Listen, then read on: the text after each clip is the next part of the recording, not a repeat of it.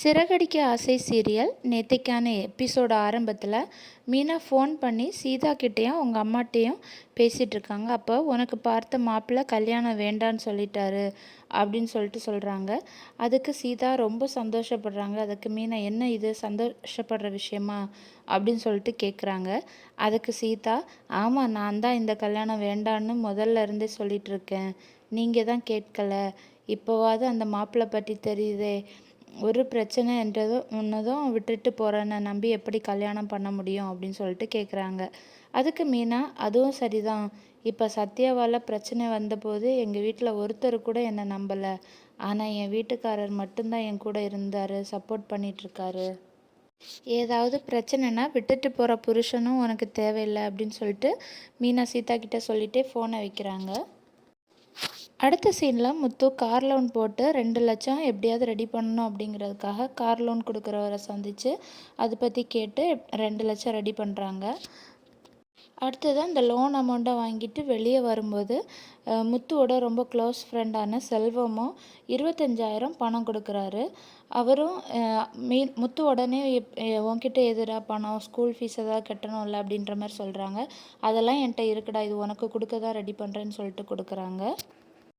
அப்படியே அடுத்த சீனில் மீனாவுக்கு அப்பாவுடைய கரும்பு ஜூஸ் மிஷினை அவங்க அம்மா எல்லோரும் சேர்ந்து விற்க ட்ரை பண்ணிகிட்ருக்காங்க.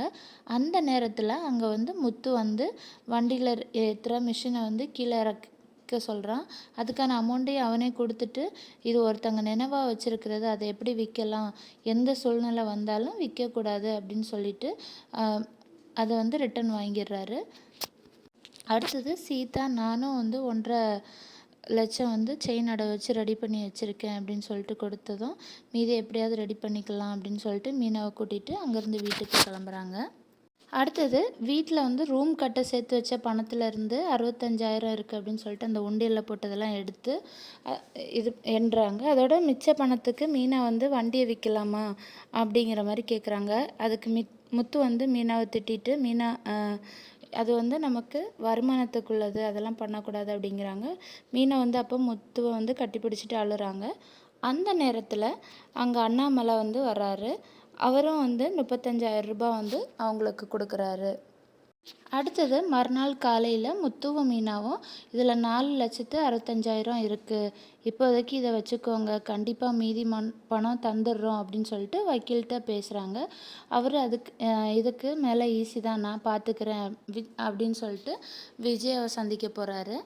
விஜயை முதல்ல யாருன்னு தெரியாமல் வக்கீலை உள்ளே கூப்பிட்றாங்க. அப்புறமா வக்கீல் சத்யா கேஸ் பற்றி பேச வந்திருக்கிறோம் அப்படின்னு சொன்னதும், எதுக்கு இப்போ வந்தீங்க அப்படின்னு சொல்லிட்டு கோவப்படுறாங்க. அப்போ வக்கீல், நீங்கள் சத்யாவை ஜெயிலில் அடைக்கிறதுனால உங்களுக்கு என்ன லாபம், அவன் மேலே இது வரைக்கும் எந்த கேஸும் இல்லை, அதனால் ஜட்ஜு விசாரித்தா கூட அவனுக்கு 2 மாதம்தான் தண்டனை கொடுப்பாங்க, ஆனால் நீங்கள் கேஸை வாபஸ் வாங்கினா உங்களுக்கு நான் பணம் தரேன் அப்படின்னு சொன்னதும் விஜயா சந்தோஷப்படுறாங்க. இப்படியே இந்த எபிசோடு இன்றைக்கி முடிக்கிறாங்க. நெக்ஸ்ட்டு எபிசோடில் முத்து அம்மா கேஸை வாபஸ் வாங்கிட்டாங்கன்னு சந்தோஷமாக வர மாதிரியான சீனை காட்டிட்டு முடிச்சிருக்காங்க. அடுத்து என்ன நடக்குது அப்படிங்கிறத நம்ம நெக்ஸ்ட்டு ரிவ்யூவில் பார்க்கலாம். தேங்க்யூ ஃபார் வாட்சிங்.